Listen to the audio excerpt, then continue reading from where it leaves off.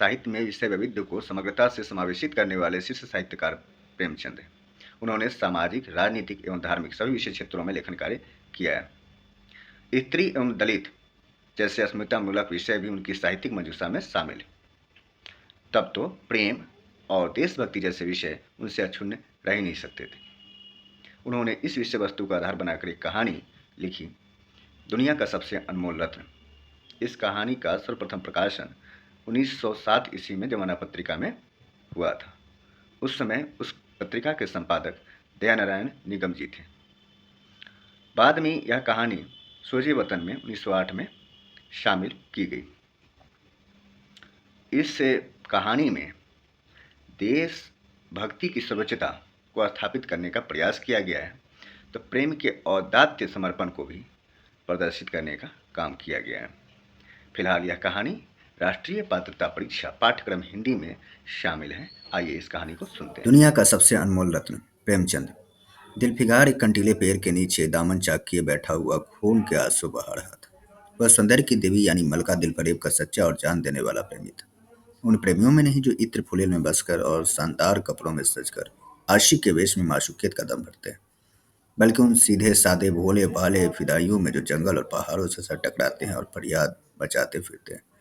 दिलफरेब ने उससे कहा था कि अगर तू मेरा सच्चा प्रेमी है तो जा और दुनिया की सबसे अनमोल चीज लेकर मेरे दरबार में आ। तब मैं तुझे अपनी गुलामी में कबूल करूंगी। अगर तुझे वह चीज न मिले तो खबरदार इधर रुख न करना, वरना सूली पर खिंचवा दूंगी। दिलफिगार को अपनी भावनाओं के प्रदर्शन का, शिकवे शिकायत का, प्रेमिका के सौंदर्य दर्शन का तनिक भी अवसर न मिला। दिलफरेब ने ज्यों ही यह फैसला सुनाया, उसके चौकीदारों ने गरीब दिलफिगार को धक्के देकर बाहर निकाल दिया और आज 3 दिन से यह आफत का मारा आदमी उसी कंटीले पेड़ के नीचे उसी भयानक मैदान में बैठा हुआ सोच रहा है कि क्या करूं। दुनिया की सबसे अनमोल चीज मुझको मिलेगी, नामुमकिन। और वह है क्या? कारून का खजाना, आबे हयात, खुसरो का ताज, जामे जम, तख्ते ताउस, परवेज की दौलत? नहीं, यह चीजें हरगिज नहीं। दुनिया में जरूर इनसे भी महंगी, इनसे भी अनमोल चीजें मौजूद हैं, मगर वह क्या है, कहाँ है, कैसे मिलेगी? या खुदा मेरी मुश्किल क्यों कर आसान होगी। दिलफिगार इन्हीं ख्यालों में चक्कर खा रहा था और अक्ल कुछ काम नहीं करती थी। मुनीर शामी को हातिम सा मददगार मिल गया। ये काश कोई मेरा भी मददगार हो जाता। ये काश मुझे भी उस चीज का जो दुनिया की सबसे बेशकीमत चीज है नाम बतला दिया जाता। भला से वह चीजें हाथ न आती, मगर मुझे इतना तो मालूम हो जाता कि वह किस किस्म की चीज है। मैं घड़े बराबर मोती की खोज में जा सकता हूँ।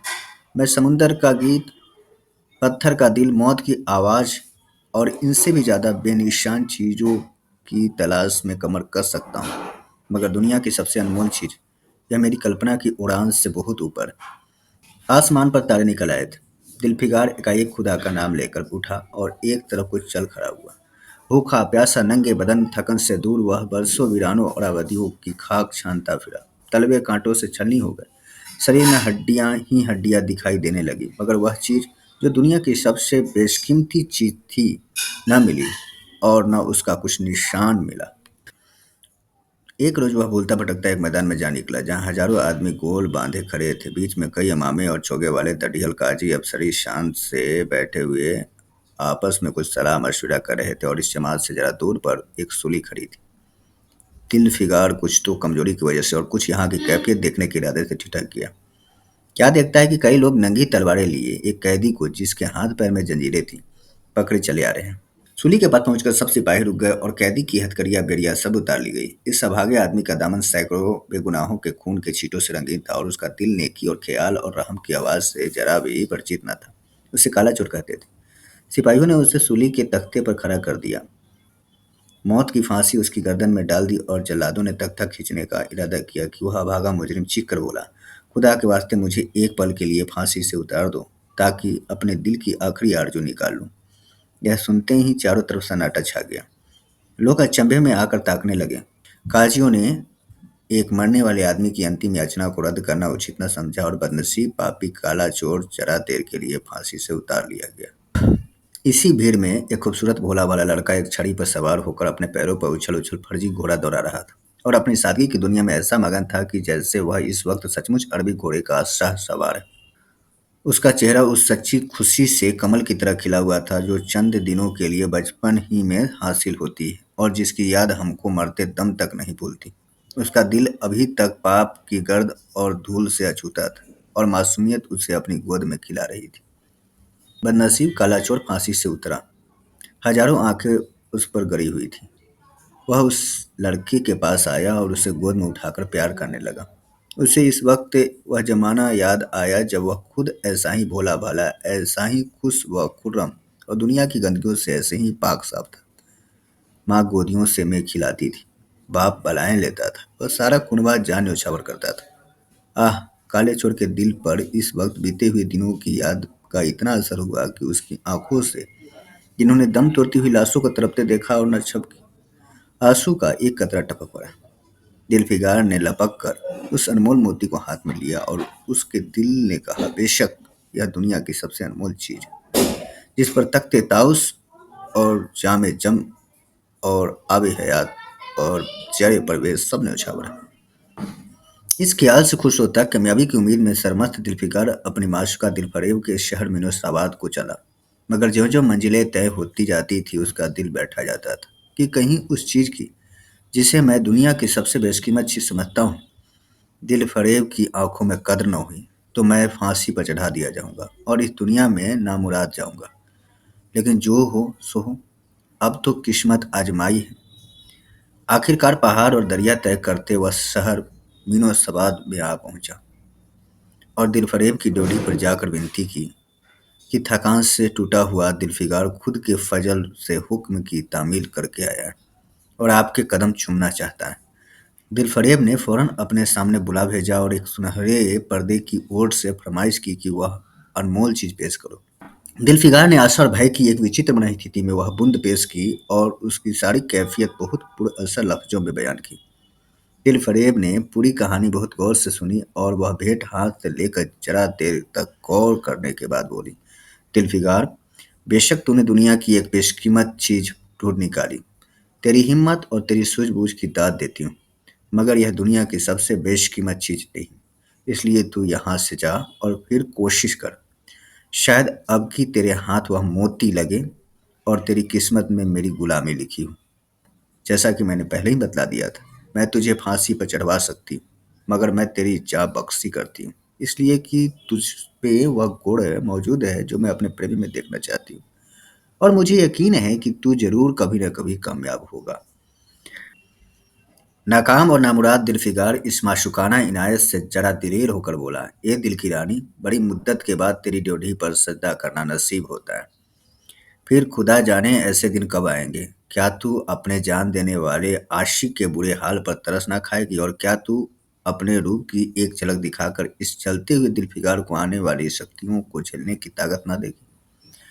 तेरी एक मस्त निगाह के नशे में चूर होकर मैं वह कर सकता हूँ जो आज तक किसी से न बन पड़ा।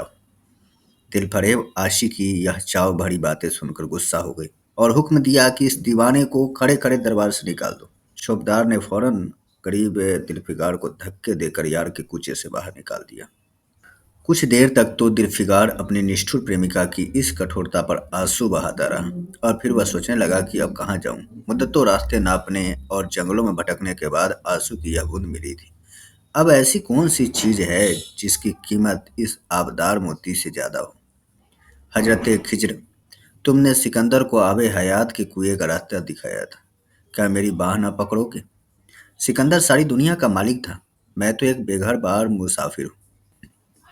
तुमने कितनी ही डूबती किश्तियां किनारे लगाई, मुझ गरीब का बेड़ा भी पार करो।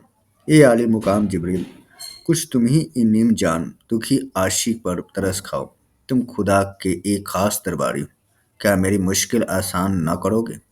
गरज यह है कि दिल फिगार ने बहुत फरियाद मचाई मगर उसका हाथ पकड़ने के लिए कोई सामने न आया। आखिर निराश होकर वह पागलों की तरह दोबारा एक तरफ को चल खड़ा हुआ। दिल फिगार ने पूरब से पश्चिम तक और उत्तर से दक्षिण तक कितने ही जंगलों और वीरानों की खाक छानी। कभी बर्फिस्तानी चोटियों पर सोया, कभी डरावनी घाटियों में भटकता फिरा, मगर जिस चीज की धूम थी वह न मिली। यहाँ तक कि उसका शरीर हड्डियों का एक ढांचा रह गया। एक रोज वह शाम के वक्त किसी नदी के किनारे खस्ता हाल पड़ा हुआ था। बेखुदी के नशे से चौंका तो क्या देखता है कि चंदन की एक चिता बनी हुई है और उस पर एक युवती सुहाग के जोड़े पहने सोलह श्रृंगार किए बैठी है। उसकी जांघ पर उसके प्यारे पति का सर है। हजारों आदमी गोल बांधे खड़े हैं और फूलों की बरखा कर रहे हैं। एकाएक चिता में से खुद ब खुद एक लपट उठी। सती का चेहरा उस वक्त एक पवित्र भाव से आलोकित हो रहा था। चिता की पवित्र लपटें उसके गले से लिपट गई और दम के दम में वह फूल सा शरीर राख का ढेर हो गया।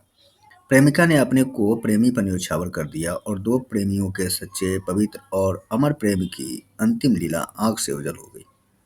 जब सब लोग अपने घरों को लौटे तो दिलफिकार चुपके से उठा और अपने चाक दामन कुर्ते में यह राख का ढेर समेट लिया और इस मुट्ठी भर राख को दुनिया की सबसे अनमोल चीज समझता हुआ सफलता के नशे में चोर यार के कूचे की तरफ चला।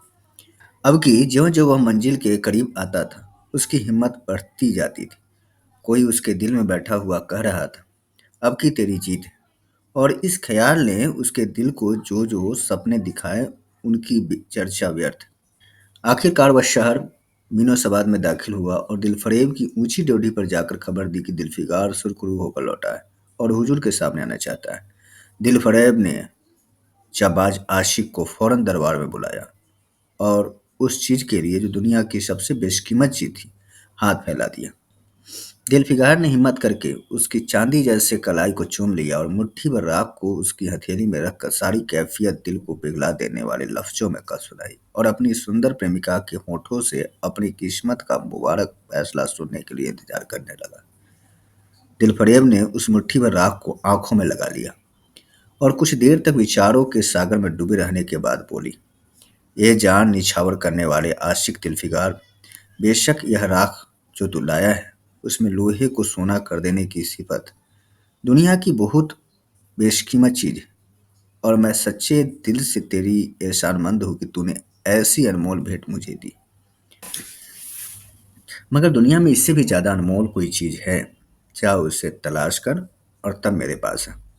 मैं तहे दिल से दुआ करती हूँ कि खुदा तुझे कामयाब करे। यह कहकर वह सुनहरे पर्दे से बाहर आई और माशुकाना अदा से अपने रूप का जलवा दिखाकर फिर नजरों से ओझल हो गई। एक बिजली सी कौंधी और फिर बादलों के पर्दे में छिप गई। अभी दिलफिकार के होश हवास ठिकाने पर ना आने पाए थे कि चौबदार ने मुलायमियत से उसका हाथ पकड़कर यार के कुचे से उसको निकाल दिया और फिर तीसरी बार वह प्रेम का पुजारी निराश के अथाह समुद्र में गोता खाने लगा। दिलफिकार का हियाब छूट गया। उसे यकीन हो गया कि मैं दुनिया में उसी तरह नाशाद और नामुराद मरने के लिए पैदा किया गया था और अब इसके सिवा और कोई चारा नहीं कि किसी पहाड़ पर चढ़कर नीचे कूद पड़ूं ताकि माशूक के जुल्मों की फरियाद करने के लिए एक हड्डी भी बाकी न रहे। वह दीवाने की तरह उठा और गिरता पड़ता एक गगनचुंबी पहाड़ की चोटी पर जा पहुंचा। किसी और समय वह ऐसे ऊंचे पहाड़ पर चढ़ने का साहस न कर सकता था, मगर इस वक्त जान देने के जोश में उसे वह पहाड़ एक मामूली टेकड़ी से ज्यादा ऊंचा न नजर आया। करीब था कि वह नीचे कूद पड़े कि हरे हरे कपड़े पहने हुए और हरा अमामा बांधे एक बुजुर्ग एक हाथ में तस्बीह और दूसरे हाथ में लाठी लिए बरामद हुए और हिम्मत बढ़ाने वाले स्वर में बोले, दिलफिकार, नादान दिलफिकार, यह क्या बुजदिलों जैसी हरकत। तो मोहब्बत का दावा करता है और तुझे इतनी सी खबर नहीं कि मजबूत इरादा मोहब्बत के रास्ते की पहली मंजिल है। मर्द बनकर हिम्मत न हार। पूरब की तरफ एक देश है जिसका नाम हिंदुस्तान है, वहां जा और तेरी आरजू पूरी होगी। यह कहकर हजरत खिज्र गायब हो गए। दिलफिकार ने शुक्रिया की नमाज अदा की और ताज़ा हौसले, ताज़ा जोश और अलौकिक सहायता का सहारा पाकर खुश खुश पहाड़ से उतरा और हिंदुस्तान की तरफ चल पड़ा। मुद्दतों तक कांटों में भरे हुए जंगलों, आग बरसाने वाले रेगिस्तानों, कठिन घाटियों और अलंग पर्वतों को तय करने के बाद दिलफिकार हिंद की पाक सरजमीन में दाखिल हुआ और एक ठंडे पानी के सोते में सफर की तकलीफें धोकर थकान के मारे नदी के किनारे लेट गया। शाम होते होते वह एक चटियल मैदान में पहुंचा जहां बेशुमार अधमरी और बेजान लाशें बिना कफन के पड़ी हुई थीं। चील, कौए और वहशी दरिंदे भरे पड़े थे और सारा मैदान खून से लाल हो रहा था। यह डरावना दृश्य देखते ही दिलफिकार का जी दहल गया। इतने में करीब से कराहने की आवाज आई। दिलफिकार उस तरफ फिरा तो देखा एक लंबा तगड़ा आदमी जिसका मर्दाना चेहरा जान निकलने की कमजोरी से पीला हो गया है। जमीन पर सर झुकाए पड़ा हुआ है। सीने से खून का फव्वारा जारी है, मगर आबदार तलवार की मूठ पंजे से अलग नहीं हुई। जुल्फिकार ने एक चीतरा लेकर घाव के मुंह पर रख दिया ताकि खून रुक जाए और बोला, ए जवामर्द तू कौन है? जवामर्द तू कौन है? जवामर्द ने यह सुनकर आंखें खोली और वीरों की तरह बोला, क्या तू नहीं जानता मैं कौन हूँ? क्या तूने आज इस तलवार की काट नहीं देखी? मैं अपनी माँ का बेटा और भारत का सपूत हूँ। यह कहते कहते उसकी त्योरियों पर बल पड़ गए। पीला चेहरा गुस्से में लाल हो गया और अबदार शमशीर फिर अपना जौहर दिखाने के लिए चमक उठी। दिलफिकार समझ गया कि यह इस वक्त मुझे दुश्मन समझ रहा है। नरमी से बोला, ए जवामर्द, मैं तेरा दुश्मन नहीं, अपने वतन से निकला हुआ एक गरीब मुसाफिर हूँ। इधर भूलता भटकता आ निकला। बराए मेहरबानी मुझसे यहाँ की कुल कैफियत बयान कर। यह सुनते ही घायल सिपाही बहुत मीठे स्वर में बोला, अगर तू मुसाफिर है तो आ और मेरे खून से तर पहलू में बैठ जा, क्योंकि यही 2 अंगुल जमीन है जो मेरे पास बाकी रह गई और जो सिवाय मौत के कोई नहीं छीन सकता। अफसोस है कि तू यहाँ ऐसे वक्त में आया जब तेरा आतिथ्य सत्कार करने के योग्य नहीं। हमारे बाप दादा का देश आज हमारे हाथ से निकल गया और इस वक्त हम बेवतन हैं। मगर पहलू बदलकर हमने हमलावर दुश्मन को बता दिया कि राजपूत अपने देश के लिए कैसी बहादुरी से अपनी जान देता है। यह आसपास जो लाशें तू देख रहा है, यह उन लोगों की हैं जो इस तलवार के घाट उतरे हैं। मुस्कुराकर, और गो कि मैं बेवतन हूँ, मगर गनीमत है कि दुश्मन की जमीन पर नहीं मर रहा हूँ। सीने के घाव से चिथरा निकालकर, क्या तूने यह मरहम रख दिया? खून निकलने दे, इसे रोकने से क्या फायदा? क्या मैं अपने ही देश में गुलामी करने के लिए जिंदा रहूं? नहीं, ऐसी जिंदगी से मर जाना अच्छा है। इससे अच्छी मौत मुमकिन नहीं। जवां मर्द की आवाज मध्यम हो गई, अंग ढीले पड़ गए। खून इतना ज्यादा बहा कि खुद ब खुद बंद हो गया। रह रह कर एक आध बूंद टपक पड़ता था। आखिरकार सारा शरीर बेदम हो गया। दिल की हरकत बंद हो गई और आंखें मूंद गई। दिलफिकार ने समझा अब काम तमाम हो गया कि मरने वाले ने धीरे से कहा, भारत माता की जय, और उनके सीने से खून का आखिरी कतरा निकल पड़ा। एक सच्चे देश प्रेमी और देशभक्त ने देशभक्ति का हक अदा कर दिया। दिलफिकार पर इस दृश्य का बहुत गहरा असर पड़ा और उसके दिल ने कहा, बेशक दुनिया में खून के इस कतरे से ज्यादा अनमोल चीज कोई नहीं हो सकती। उसने फौरन खून की बूंद को, जिसके आगे यमन का लाल हेच भी है, हाथ में ले लिया और इस तिलेही राजपूत की बहादुरी पर हैरत करता हुआ अपने वतन की तरफ रवाना हुआ और सख्तियां झेलता हुआ आखिरकार बहुत दिनों के बाद रूप की रानी मलका दिलफरेब की ड्योढ़ी पर जा पहुंचा और पैगाम दिया कि दिलफिकार सुरखरू और कामयाब होकर लौटा है और दरबार में हाजिर होना चाहता है। दिलफरेब ने उससे फौरन हाजिर होने का हुक्म दिया। खुद हस्बे मालूम सुनहरे पर्दे की ऊंट में बैठी और बोली, दिलफिकार अब की तो बहुत दिनों के बाद वापस आया है। ला, दुनिया की सबसे बेशकीमत चीज कहाँ है? दिलफिकार ने मेहंदी रची हथेलियों को चूमते हुए खून का कतरा उस पर रख दिया और उसकी पूरी कैफियत पुरजोश लहजे में कह सुनाई। वह खामोश भी न होने पाया था कि एकाएक यह सुनहरा पर्दा हट गया और दिलफिकार के सामने हुस्न का एक दरबार सजा हुआ नजर आया, जिसकी एक एक नाजनीन जुलेखा से बढ़कर थी। दिलफरेब बड़ी शान के साथ सुनहरी मसनद पर सुशोभित हो रही थी। दिलफिकार हुस्न का यह तिलिस्म देखकर अचंभे में पड़ गया और चित्रलिखित सा खड़ा रहा कि दिलफरेब मसनद से उठी और कई कदम आगे बढ़कर उससे लिपट गई। गाने वालियों ने खुशी के गाने शुरू किए। दरबारियों ने दिलफिकार को नजरें भेंट की और चांद सूरज को बड़ी इज्जत के साथ मसनद पर बैठा दिया। जब वह लुभावना गीत बंद हुआ तो दिलफरेब खड़ी हो गई और हाथ जोड़कर दिलफिकार से बोली, एक जानिसार आशिक दिलफिकार, मेरी दुआएं बर आई और खुदा ने मेरी सुन ली और तुझे कामयाब व सुरखरू किया। आज से तू मेरा मालिक है और मैं तेरी लौंडी। यह कहकर उसने रत्न जनित मंजूसा मंगाई और उसमें से एक तख्ती निकाली जिस पर सुनहरे अक्षरों में लिखा हुआ था, खून का वह आखिरी कतरा जो वतन की हिफाजत में गिरे दुनिया की सबसे अनमोल चीज है।